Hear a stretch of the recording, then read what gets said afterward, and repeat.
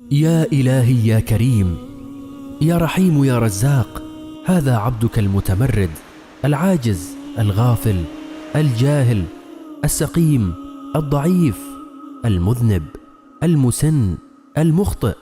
هذا عبدك الهارب بعد 40 سنة يريد أن يتوب إليك ويعود إلى كنفك ويلجأ إلى رحمتك.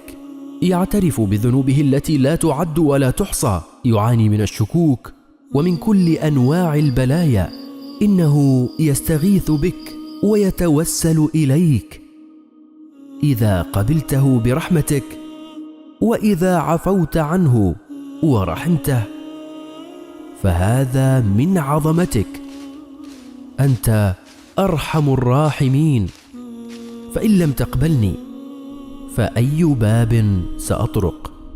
هل يوجد باب آخر حتى؟ لا أحد رزاق غيرك، فإلى كنف من ألتجئ؟